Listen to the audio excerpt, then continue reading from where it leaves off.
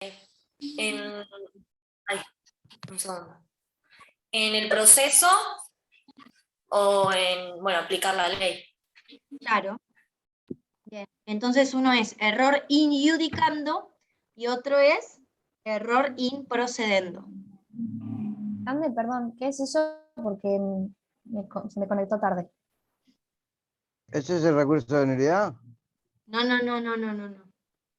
Estamos en recurso de inaplicabilidad de la ley. Los recursos, paréntesis, los recursos nacen, ¿sí? ¿Por qué? Porque el juez, por más de que sea juez, es humano y se puede equivocar, ¿sí?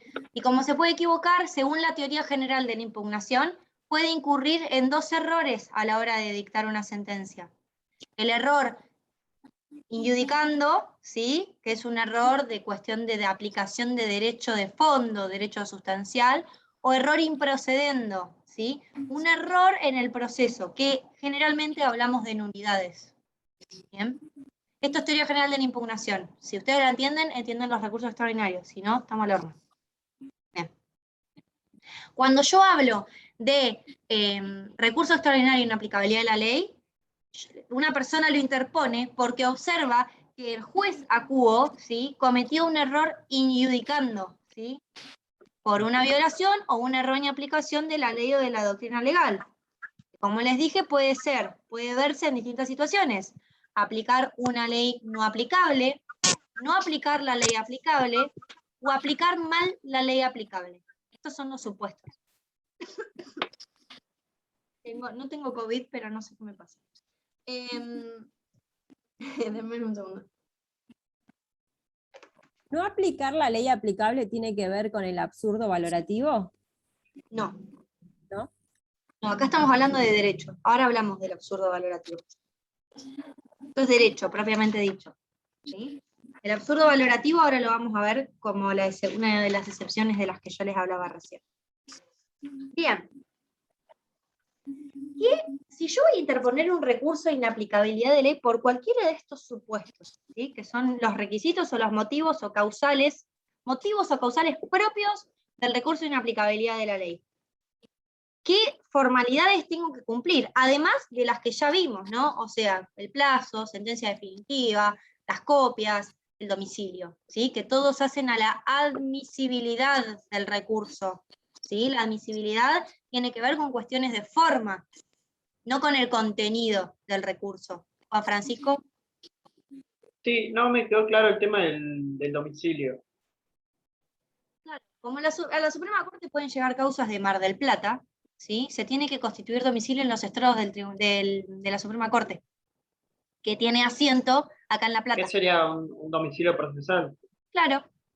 Ah, bien. Si yo voy a interponer un RIL, le decimos nosotros, se abrevia RIL, recurso de inaplicabilidad de la ley, así hablo menos, tengo que, ¿sí? Dice Hitters, hacer una crítica concreta y razonada del fallo. Tengo que decir qué norma aplicó mal o qué norma omitió aplicar, ¿sí? Y tengo que decir cuál es la correcta para mí, que soy la agraviada. ¿Sí? Si no, el juez va a hacer el trabajo por mí. ¿Se entiende? ¿Sí? Yo tengo que demostrar en qué y cómo se equivocó el juez acuo. Para que ese recurso sea suficiente, tiene que haber una crítica concreta y razonada del fallo, ¿sí? Se tiene que bastar ese recurso a sí mismo, que el juez que lo va a ver, que es los jueces de la Suprema Corte, vean, ¿sí? A dónde apunto, que entiendan cómo poder resolver ese agravio si es que consideran que es justo, ¿sí? Que está fundado. Bien. Yo tengo que necesariamente repeler todos los fundamentos del decisorio que a mí me agravia. ¿Se entiende? El agravio ustedes saben, es esa diferencia entre lo pedido y lo otorgado, tiene que ser actual, ¿sí? Real, concreto. No puede ser una mera discrepancia mía, porque no me gustó. ¿Sí? Bien.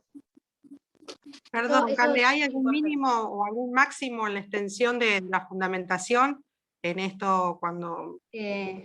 No. No. No. Ahora les voy a mostrar un recurso de inaplicabilidad de ley para que se saquen dudas. Candela, ¿Sí? sí, digamos, nosotros explicamos qué norma se debió aplicar y suponiendo que tenemos razón, ¿no? Pero la Suprema Corte entiende que no es esa la ley que se debe aplicar, aunque tengamos razón, y entiende que es otra. ¿Nos va a dar la razón Pero igual entonces no diciendo... tenés razón. Ahí va. O sea, Una sí, pregunta. Una sí. pregunta. ¿Y cómo hacemos para subsanar, hacerle saber al juez de que incurrió o aplicó mal sin recurrir a los hechos? Es que recurrís a los... Dándome... No. En el recurso vos vas a relatar todo, ¿sí? Absolutamente todo, pero vos no te quejás de los hechos, porque los hechos existieron, no se pueden cambiar. Vos te quejás de la aplicación Claro. del derecho para resolver esos hechos que son controvertidos y que tienen relevancia jurídica. Por ejemplo, este hecho para mí encuadra no en un 80, sino en un 165. Un 87 no, es un 165 Sí, para mí. latrocinio, sí. Una cosa así. Y hay que fundar Y lo tenés con que el probar, hecho. lo tenés que fundar por esto y por esto. Ahora bien, ¿qué pasa? Yo les dije que el extraordinario, el recurso extraordinario, los tres, ¿sí? La Suprema Corte se va a abocar a resolver cuestiones de derecho. Pero tenemos la excepción que alguien comentó por acá, ¿sí? Que es la del absurdo valorativo, que es un tipo, le diría yo, un tipo de arbitrariedad. La que lo comentó está por acá, ¿quiere decirlo? ¿Para en clase o no se animan? ¿Están por ahí? Es cuando hay un desvío notorio, digamos, ¿no? Claro, sí. La arbitrariedad, a ver, ¿cómo encontramos arbitrariedad? Bueno, la arbitrariedad es aquello que es contrario a la razón, ¿sí? Que es evidentemente contrario a la razón, que no hay no hubo en el juez un ejercicio en donde aplica la sana crítica para valorar la prueba, ¿se entiende? Es algo así como, esto es así porque yo lo digo. Eso es la arbitrariedad. No hay un fundamento. No se siguen las reglas de la lógica y de la razón. ¿Sí? Ahí hay arbitrariedad. Un tipo de arbitrariedad es el absurdo valorativo, que es la arbitrariedad por fundamentos de hecho. ¿Sí? Cuando el juez, por ejemplo, prescinde de la prueba, contradice a la hora de fundamentar circunstancias del proceso de autos, se le dice, o invoca prueba inexistente, que nunca se desarrolló, y vos decís, bueno, pero me fundó en esto, y esto es un absurdo valorativo, porque se aparta de las reglas de la sana crítica. ¿Sí? En ese caso, esa es la vía que tienen los abogados y las abogadas para que la Suprema Corte revise cuestiones de hecho y de prueba. ¿Sí? La única. Bien, hay que fundarlo, por supuesto. ¿Sí? Esto del absurdo valorativo, anoten para que lo lean después, lo encuentran en el artículo 210 del Código Procesal Penal de la Provincia de Buenos Aires y en el 384 del Código Procesal Civil y Comercial.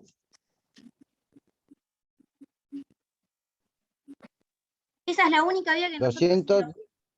210 del Código Procesal Penal de la Provincia de Buenos Aires y 384 del Código Procesal Civil y Comercial. Esa es la única vía en la cual podemos salirnos un poco de este estrecho de la extraordinariedad, ¿sí? Y pedirle a la Suprema Corte que revise estas cuestiones probatorias, porque entendemos que hay arbitrariedad en la valoración de la prueba y que se configura un absurdo, ¿sí? Por haberse alejado de las reglas de la sana crítica. ¿Le puedo hacer una pregunta? Sí. En el caso que dijo el compañero, o sea, yo por ejemplo digo, bueno, no, esta ley en la que lo fundó el juez está mal, pero la que yo le digo a la Suprema Corte que creo que es también está mal, ¿ahí me lo rechazan al recurso? Sí, porque vos le tenés que decir al juez qué ley es la aplicable.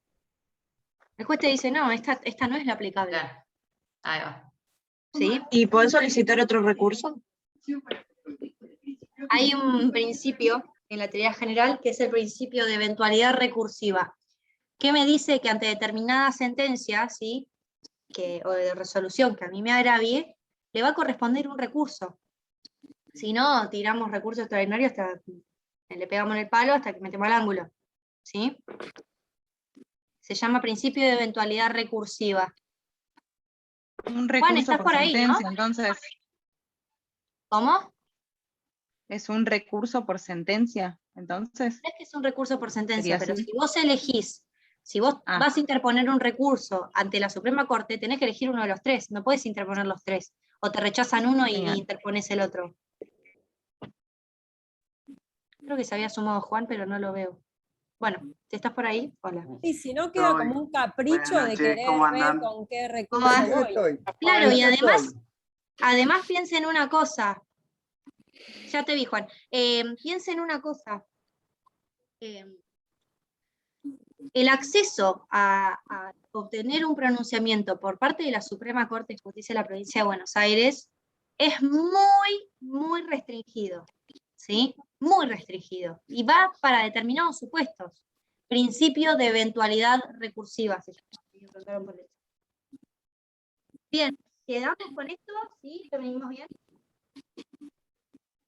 Hasta acá lo que es recurso extraordinario de inaplicabilidad de la ley. Vamos a ir rapidito con los otros dos que son un poco más cortos y capaz lo vamos a entender. ¿Sí? Una cuestión importante también, a tener en cuenta que me van a matar, porque todos se terminan mareando en este momento y empiezan a decir, ¿cómo puede ser? Bueno, eso. En cuanto a los requisitos particulares de cada uno, ¿sí? Lo que hablamos recién son los motivos o causales para interponer los recursos.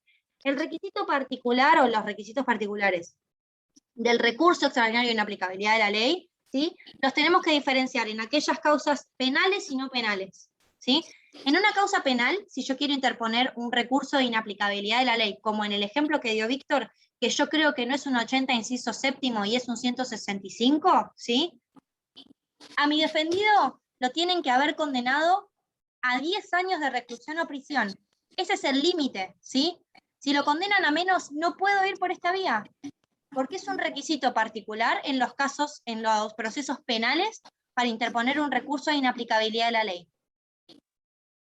¿Puedes repetir los años, por favor? 10 años. 10 años. Está en el Código Procesal Penal de la Provincia de Buenos Aires. Por supuesto que esto es un cuello de botella, ¿no? Porque siempre daba el mismo ejemplo Juan, me acuerdo cuando fui alumna. Si a mi defendido lo condenan a 9 años y 11 meses, no puedo interponer el recurso de inaplicabilidad de ley porque la norma dice que tienen que ser 10 años. Es un cuello de botella, ¿sí? Restringe el acceso a la justicia, ¿sí? Restringe el acceso a una revisión de la condena. Y ni hablar en estos procesos que son penales. ¿Pueden este hacerlo caso, a propósito de ponerle 9 años y 6 meses para que el abogado no vaya y pida recurso? no sé, no me puedo meter en las intenciones privadas de cada juez. No sé, quiero creer que no hay ningún juez que haga semejante cosa. Además, las penas se calculan de determinada manera, todo. En este caso, lo que se podría hacer, esto anótenlo, ahora lo van a entender cuando yo les explique el resto de los recursos, yo podría, ¿sí?, decir que la norma que dice que son 10 años para interponer recurso de inaplicabilidad de ley es inconstitucional, ¿sí? Entonces, voy por el recurso extraordinario de inconstitucionalidad. ¿Correcto? Sí, porque se lleva puesta todas las garantías de la Constitución provincial. Entre otras cuestiones más. Bien, en las causas o procesos no penales, lo que se pide es que es dinerario el asunto, ¿sí? Se pide que el monto del agravio sea de 500 ius. Ese es el límite. Si el monto de mi agravio es de 500 ius, yo puedo ir por la vía del recurso de inaplicabilidad de ley. Eso también, ¿sí? Restringe el acceso a lo que es la justicia y además nos piden un depósito del 10% de ese valor del agravio para poder acceder por esta vía a la Suprema Corte de Justicia de la Provincia de Buenos Aires. El monto no es de la demanda, el monto es del agravio, ¿sí? que es diferente. Acuérdense, agravio, diferencia entre lo pedido y lo otorgado. Bien, no los quiero marear mucho con esto, ya van a tener para hacer lo suyo en Proce 2, pero importante que lo sepan porque es el requisito particular del recurso extraordinario en aplicabilidad de la ley. ¿Estamos hasta acá? Les dije que... Perdón, profe, ¿puedo hacer una pregunta? No, usted muteese. Sí, obvio. A repetir, dijo depósito del 10% de... El 10% de depósito del monto del agravio, que tiene que ser de 500 IUs. Sí, Juancito. ¿Existe alguna situación en que el monto de la demanda y el monto del agravio puedan coincidir? Les pregunto a los chicos y chicas.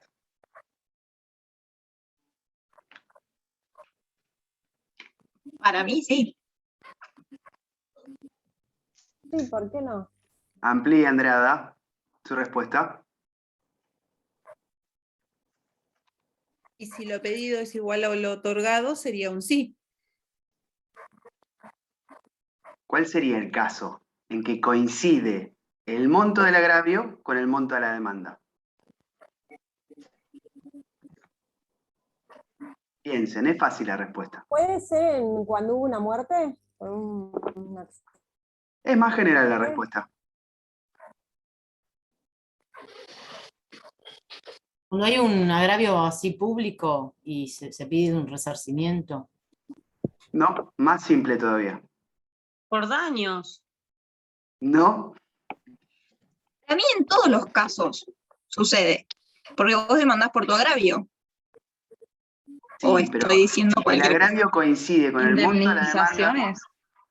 No. Cuando la Pues, demanda no. es rechazada en un 100%, ahí coincide el monto de demanda con el monto de agravio. ¿Entienden? Gracias, profe. Bueno, recurso extraordinario de nulidad, ¿sí? Acá, ¿en qué error cometió el juez Tacubo? Por favor, contéstenme. En el proceso. Bien, error improcedendo, ¿sí? Acá vemos con claridad un error improcedendo, ¿sí? Ahora, yo lo que ataco cuando voy a interponer un recurso extraordinario de nulidad es el fallo, no es el contenido del fallo, sino el fallo en sí mismo, porque para que se llegue a ese fallo, a esa sentencia definitiva, ¿sí? Se omitieron ciertos pasos, ciertas formalidades que están establecidas en los códigos procesales, ¿sí? E incluso que están establecidas en la Constitución de la Provincia de Buenos Aires, ¿sí? Yo no voy a analizar el contenido del fallo, porque eso no es lo que a mí me molesta. Si yo analizo el contenido del fallo, ¿voy por un RIL o voy por un REI? Sería inconstitucionalidad, ¿sí? Acá, ¿sí? Va a versar sobre errores improcedendo. Tenemos motivos o causales específicas. Anótenlas y ahora las vemos cada una. Omisión de resolver cuestiones esenciales. Pongan entre paréntesis artículo 168 de la Constitución Provincial. Ahora los vamos a explicar uno por uno. Ausencia. ¿Puedes repetir? ¿168 dijiste? Omisión de resolver cuestiones esenciales, artículo 168 de la Constitución Provincial. Ausencia de voto individual, también 168. Falta de mayoría necesaria en la opinión de los jueces.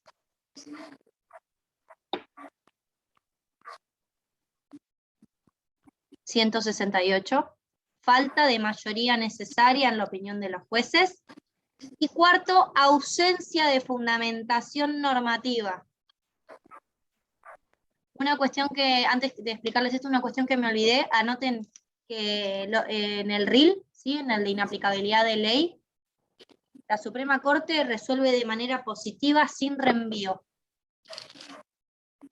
¿Sí? Que no me acuerdo si se los dije al principio o si me lo morfé. Bien.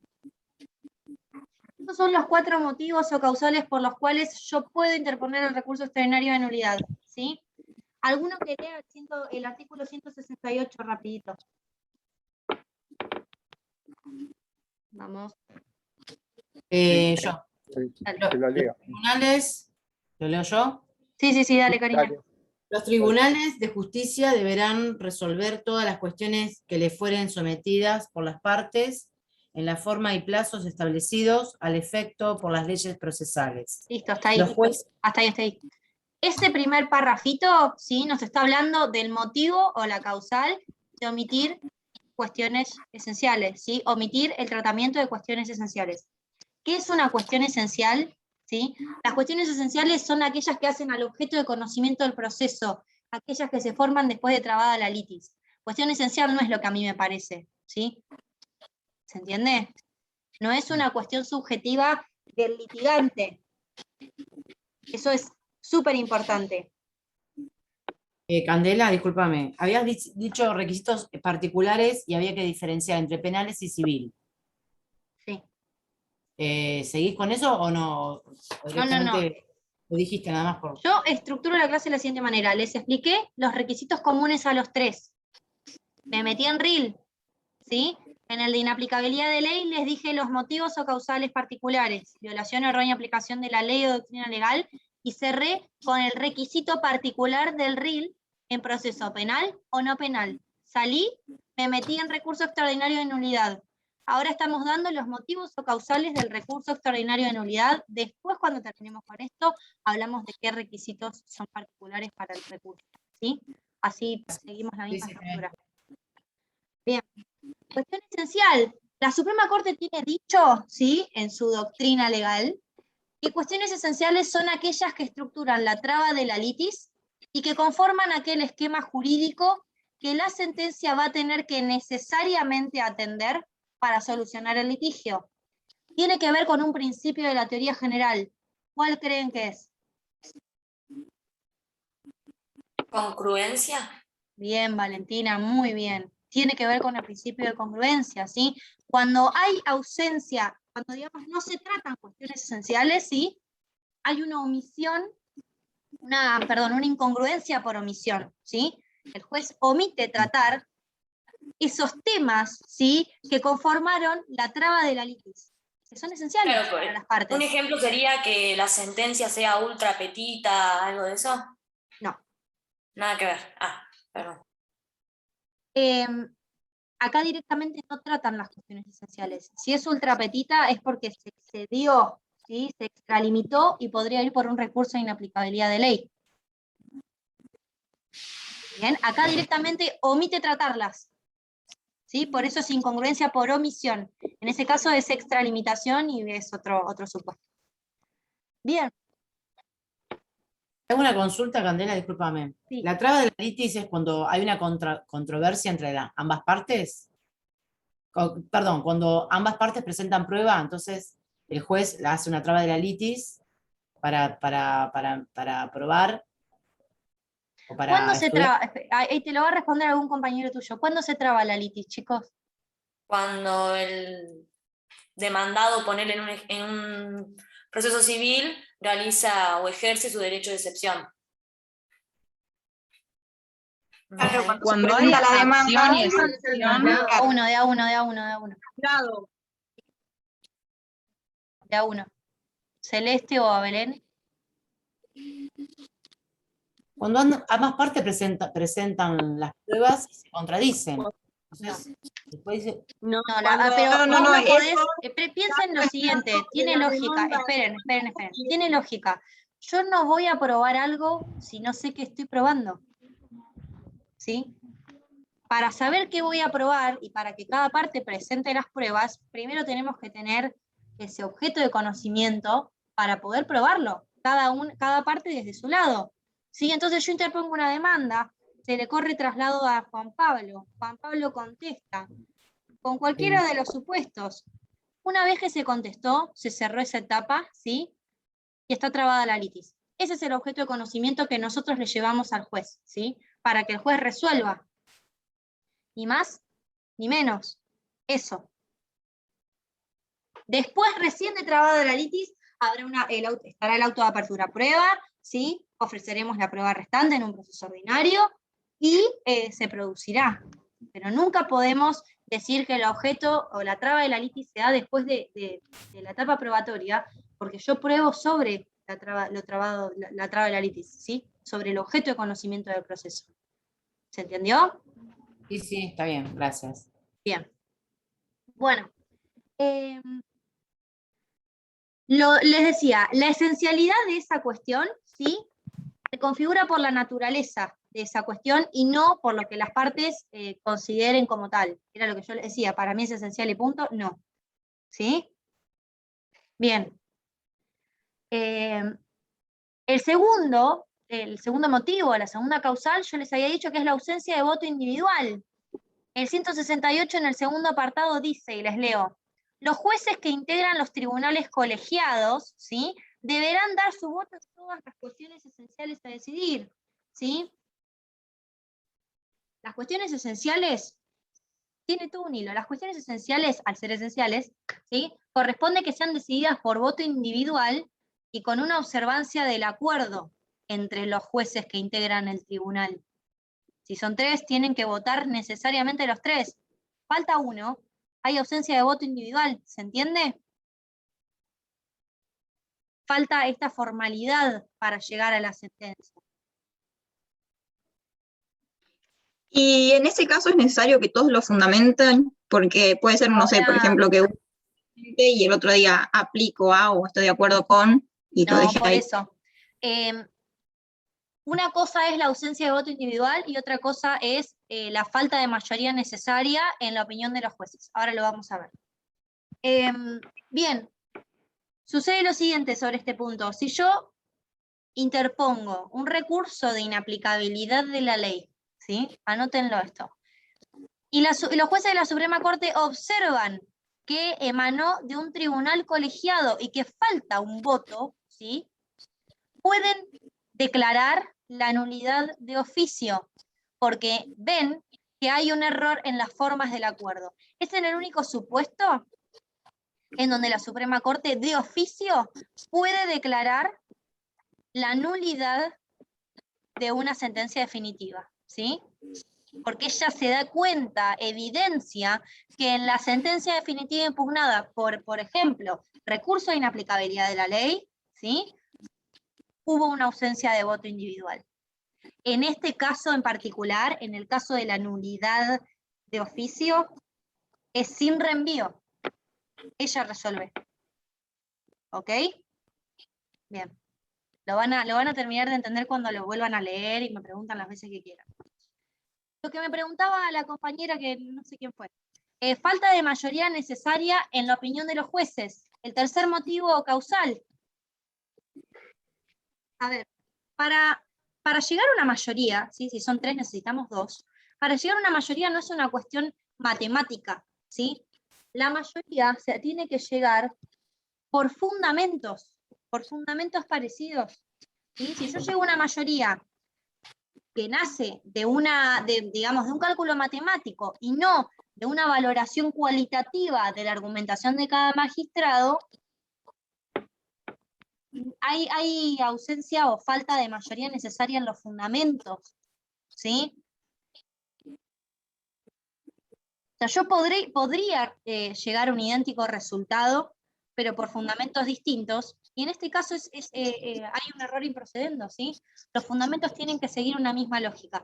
Por eso, como dijo la compañera, si los jueces somos 3, arranco votando yo, doy los fundamentos, y Valentina es la segunda jueza y dice, por los mismos fundamentos voto por la afirmativa, tenemos mayoría, porque es por los mismos fundamentos. Ahora si Valentina dice, no, por esto y aquello, un fundamento diferente al que di yo, voto por la afirmativa, tenemos los votos, tenemos la cantidad de votos, 2 contra 1, pero no son por los mismos fundamentos, ¿sí? Y lo que exige la norma es que sean por los mismos fundamentos. Si no, tenemos la causal o el motivo para interponer un recurso extraordinario de nulidad. ¿Bien? Esto es lo más importante, que se lo tienen que grabar en la cabeza, por favor. La última causal, ¿sí? Que es la ausencia de fundamentación normativa, que la tienen en el 171, que se los voy a leer. Las sentencias que pronuncien los jueces y tribunales letrados serán fundadas en el texto expreso de la ley y, a falta de este, en los principios jurídicos de la legislación vigente en la materia respectiva, y en defecto de estos, en los principios generales del derecho, teniendo en consideración las circunstancias del caso. ¿Qué le está diciendo acá el juez? Que si vos vas a dictar sentencia, tenés un montón de opciones para fundar. Podés fundar en el texto expreso de la ley, podés fundar en los principios jurídicos de la legislación vigente, en la materia respectiva, en los principios generales del derecho, y si no tenés los principios generales del derecho, podemos seguir bajando. Jurisprudencia, costumbres, si es aplicable. Digo, hay un abanico de posibilidades enormes que el juez puede aplicar para resolver un caso en concreto. Lo que le pide es que aplique algo, no que no aplique nada. En este supuesto, el juez no aplicó nada, no hay fundamentación, no sabemos por qué llegó, ¿sí?, a ese pronunciamiento. ¿Se entiende? Acá lo importante para la Constitución, que lo dice claramente, lo trascendente, es que ese fallo esté fundado en una norma, aunque no se apoye en la pertinente. En ese caso, si yo creo que no se apoya en la pertinente, pero está fundado, ¿qué recurso voy a interponer? El de Inaplicabilidad. Perfecto. Esa es la gran diferencia que encontramos con este motivo causal del REN, recurso extraordinario de nulidad, con el de inaplicabilidad de la ley. En el de la inaplicabilidad de la ley siempre va a haber una norma. Después podemos discutir si fue bien aplicada, mal aplicada, no corresponde la aplicación, pero hay fundamentación. Cuando no haya nada, voy por REN, voy por nulidad, ¿sí? Porque hay una ausencia total. Carece de un basamento, ¿sí?, legal. ¿Se entendió? Muy importante. ¿Sí? Acá hay una ausencia total de base normativa. Si yo voy a interponer un RIL, hay norma. ¿Será no aplicable? ¿Estará mal aplicada? ¿O faltó aplicar la aplicable? ¿Sí? Bien. Igual no hay muchos casos que se den el REN, ¿no? Perdón, que se dé la falta de ausencia de formación normativa. Que haya una ausencia de... Es raro. Es el supuesto más raro. De hecho, creo que es más común interponer un recurso extraordinario de nulidad por omisión de tratamiento de cuestiones esenciales que por una ausencia normativa. Es extraño. Existe porque por algo se legisló.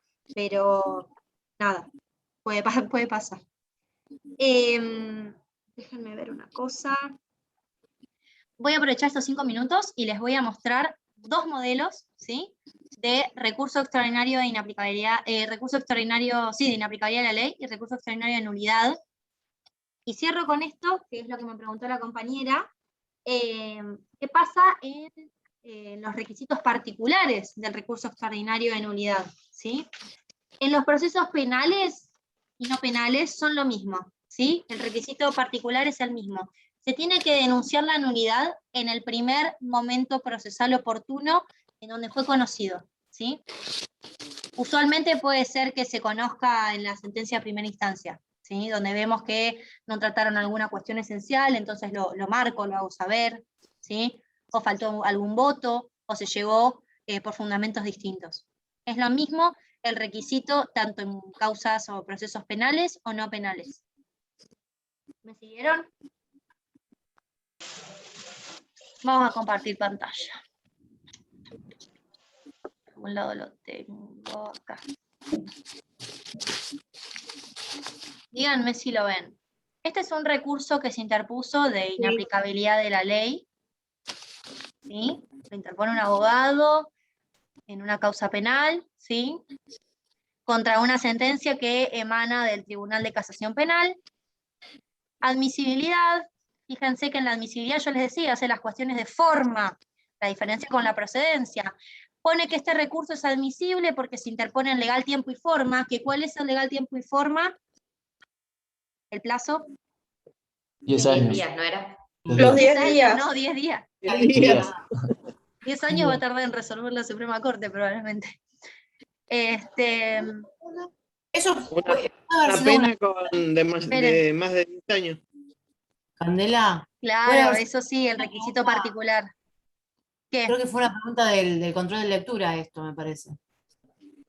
¿Cuál? Me parece. No, fue de sanciones. Se mareó, pero era de sanción. La admisibilidad, Siempre que, dicen ustedes. siempre que admitan siempre que establezcan la admisibilidad, ¿se trata por cuestiones de plazo o también puede ser por cuestiones de fundamento? La admisibilidad hace las cuestiones de forma, ¿sí? Los plazos, que se presente con copias, el domicilio, la legitimación, ¿sí? Después, lo que es procedencia es el fundamento del recurso, ¿sí? Ahí van a decir si lo rechazan o no. ¿Se entiende? Claro.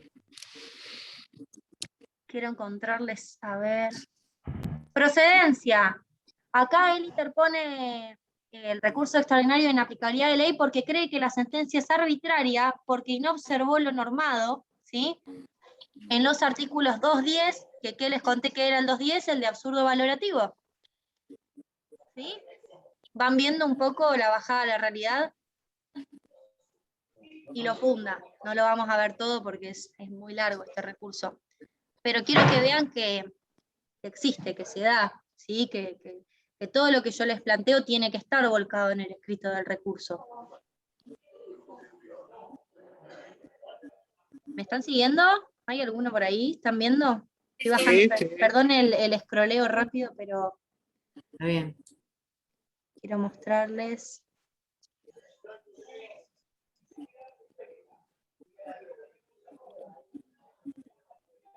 Bueno, en el petitorio, a ver, acá le habla a la sala 3 del Tribunal de Casación. ¿Por qué? Porque los recursos extraordinarios provinciales, como cualquier recurso, se interpone, ¿sí?, ante el órgano judicial del cual emanó la sentencia que a mí me agravia. Ahí va a ser el primer filtro de admisibilidad. Si me lo declaran inadmisible, puedo ir en queja, ¿sí? Y ahí resuelve directamente la Suprema Corte. Si me lo declaran admisible, de la procedencia se va a encargar Suprema Corte, que elegirá si rechaza o no. Por eso acá le pide a la sala del Tribunal de Casación que tenga por interpuesto en tiempo y forma el presente recurso. ¿Qué quiere decir esto? Que lo admita. Acá está, lo admitan. Y eleven los autos a la Suprema Corte, que va a ser quien resuelva, ¿sí? Y acá la Suprema Corte le pide qué es lo que quiere que resuelva. ¿Se entendió?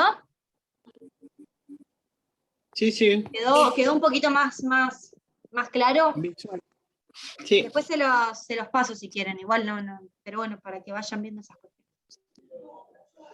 ¿Ande siempre es sin reenvío este recurso? No, positivo sin reenvío es el de inaplicabilidad de la ley. Que resuelve la Corte En directamente. este caso, resuelve de manera negativa con reenvío. ¿Sí? Es decir,